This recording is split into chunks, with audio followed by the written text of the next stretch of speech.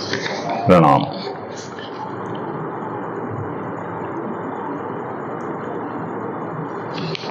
मैं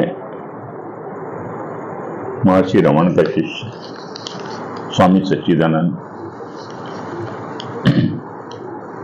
महाकालेश्वर नगरी उज्जैन एवं वडोदरा से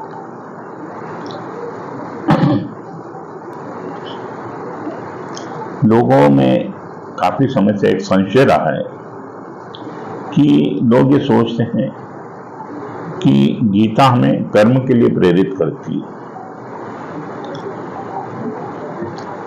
गीता हमें कर्म के लिए नहीं प्रेरित करती है, गीता कर्मयोग के लिए प्रेरित करती है, क्योंकि गीता का लक्ष्य है मोक्ष, ब्रह्म निर्वाण, आत्मज्ञान, आत्म साक्षात्कार, केवल्य। ये सिर्फ गीता का ही नहीं, भारत में के जितने भी दर्शन हैं सबका केंद्र मोक्ष है। इसमें कोई दो राय नहीं, चाहे बौद्ध धर्म हो, जैन धर्म हो, सांख्य हो, है ना,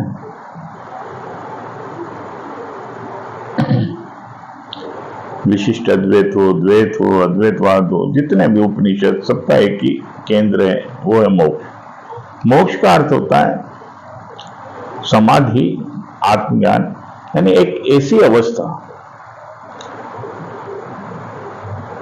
जो अहंकार रहित है, कर्ता भाव रहित है, उसमें स्थित होकर कर्म करना, आत्मा में स्थित होकर कर्म करना। उस स्थिति को आत्मा भी बोलते हैं, समाधि भी बोलते हैं, जहां पर ईगो नहीं है, जहां पर कामनाएं नहीं है, जहां वासनाएं नहीं है, जहां सिर्फ आनंद है, प्रेम है, कोई द्वैत नहीं है, देह भाव से मुक्त, मन से मुक्त, कामनाओं से मुक्त, ऐसी अवस्था का नाम मोक्ष है। और ऐसे व्यक्ति का पुनर्जन्म नहीं होता। तो गीता का लक्ष्य है मोक्ष, ब्रह्म निर्वाण, ब्राह्मी स्थिति, स्थिति प्रज्ञ स्थिति गीता का लक्ष्य माना गया है। गीता के दूसरे अध्याय के अंतिम श्लोक में और दूसरा अध्याय के अंत में स्थिति प्रज्ञ की परिभाषा भी दी गई है और अंत में एक श्लोक बोला गया है, ऐसा ब्राह्मी स्थिति पार्थ न एनाम प्राप्तम विमोहति स्थितिवाम अस्याम अंतकाले अपि ब्रह्म निर्वाणम रिच्यति। कि हे अर्जुन, ये जो ऐसी ब्राह्मी स्थिति है जिसको प्राप्त होने के बाद तो फिर मोह को प्राप्त नहीं होगा, पुनर्जन्म को प्राप्त नहीं होगा। यद गत्वा न निवर्तन्ते तद धामम परम मम। तो वो हमारी गीता का लक्ष्य है। गीता के हर अध्याय के आखिरी में ये भी कहा गया है, ब्रह्म विद्यायाम योग शास्त्र है। तो गीता किस लिए लिखी गई है या बोली गई है? मोक्ष का मार्ग देने के लिए। गीता में प्रारंभ में मोक्ष के दो साधन बताए गए हैं, ज्ञान और योग।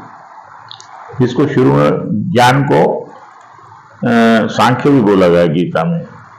ज्ञान योगेन सांख्य लोकेन अस्मिन् द्विविधि निष्ठा पुरा प्रोक्ता मया अनग ज्ञान योगेन सांख्या नाम कर्म योगेन योगी नाम। ये सांख्य और ज्ञान एक ही है और कर्म योग जो है योग का ही एक हिस्सा है। तो भगवान ने दूसरे अध्याय में ये समझाया है कि ऐसा अभिहिता सांख्य बुद्धि योगेन तो इमाम शरणु बुद्धया युक्तो यया पार्थम कर्म बंध प्रहास्यसि। कि अभी मैंने तेरे को ज्ञान मार्ग के बारे में बता दिया, अब तो बुद्धि योग के बारे में सुन। जिसके द्वारा, उस बुद्धि का अर्थ होता है यहाँ पर बोध, इसके द्वारा, इस बोध के द्वारा, आत्मबोध के द्वारा तो कर्म बंधन से मुक्त हो जाएगा।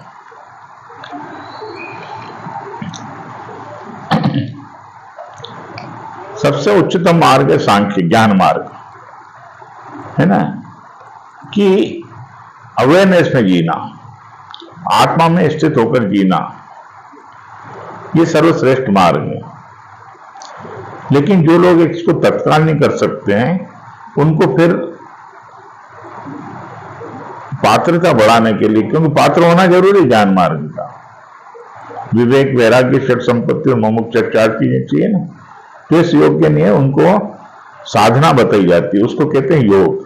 और कई प्रकार की साधना है, तो कर्म योग भी योग का एक पार्ट है। कर्म योग है ना, योगी नाम। तो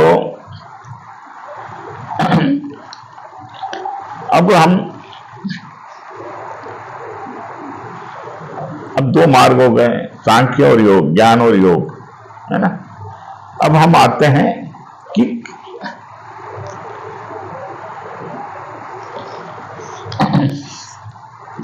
कर्म और कर्मयोग में क्या अंतर है।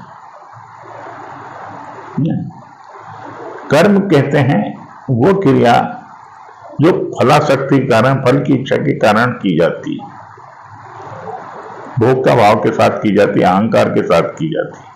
वास्तव में सारे क्रियाएं जो हो रही हैं वो किसके द्वारा हो रही है? शरीर के द्वारा, मन के द्वारा, प्रकृति के द्वारा, गुणों के द्वारा, है ना। प्रकृति क्रियमाणानि गुणे कर्माणि सर्वस्व अहंकार विमूढ़ आत्मा कर्ता हम इति मन्यते। सारी क्रियाएं प्रकृति के द्वारा होती है, प्रकृति में होती है, गुणों में होती है। लेकिन जो अहंकार विमूढ़ आत्मा, विमूढ़ यानी बेहोश, सोया हुआ, वो क्या सोचता? मैं कर रहा हूं। ये जो मैं या हम है, यही सबसे बड़ा बंधन है। न अन्यम गुणेभ्य कर्तारम यदा दृष्टा अनुपश्यति गुणेभ्यम च परम वेत्ति मद भावं सो अधिगच्छति। गुणों के अलावा मैं नाम की कोई चीज नहीं होती।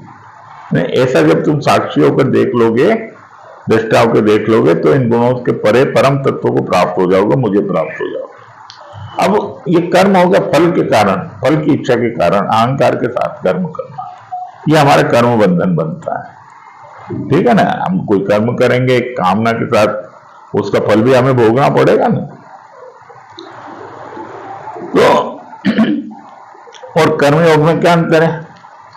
अब कर्मयोग क्या है? अब हमें ये समझना पड़ेगा कि भगवान कहते हैं योगस्थ कुरु कर्माणि संग त्यक्त्वा धनंजय सिद्धि असिद्धि समो भूत्वा समत्वम योगम उच्यते।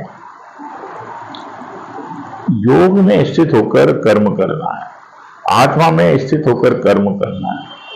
योग किसको बोलते हैं? समाधो अचला बुद्धि तदा योगम अवाप्यसी, यानी तेरी बुद्धि जब समाधि में अचल हो जाएगी, स्थित हो जाएगी, तो योग को प्राप्त होगा।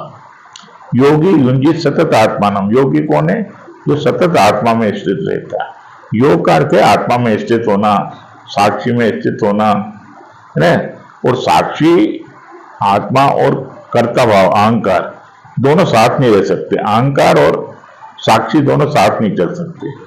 साक्षी जितना गहरा होगा, प्रगाढ़ होगा, उतना अहंकार कम हो जाएगा। अहंकार यानी मन, अहंकार यानी चित्त। तो कर्ता भाव और आत्मनिष्ठा साथ नहीं चल सकते। कर्ता भाव और साक्षी भाव साथ नहीं चल सकते। कर्ता भाव और आत्मभाव साथ नहीं चल सकते। इस बात को समझ लें। तो कर्मयोग क्या है? साक्षी भाव के साथ किया गया कर्म, आत्म भाव के साथ किया गया कर्म, आत्मा में स्थित होकर किया गया कर्म, ये कर्मयोग है। क्योंकि अब कर्ता भाव नहीं है, मैं नहीं है, तो कर्म कैसे होंगे? कामना रहित होंगे ना। तो इसलिए कहा गया कर्मणे मां अधिकारस्ते मां फलेषु कदाचन। अब तुम आत्मा में स्थित हो गए। अब क्योंकि कर्म तो अपरिहार्य है, जब तक शरीर जिंदा कर्म तो होंगे ना, लेकिन कर्म में अधिकार तो होगा फिर, लेकिन फलों की छाया नहीं होगी, क्योंकि फल बांधते हैं, फल व्यक्ति को बांधता है। तो हम इसको ये समझना पड़ेगा कि कर्म और कर्मयोग में अंतर यह है कि आत्मा में स्थित होकर किया गया कर्म कर्मयोग कहलाता है,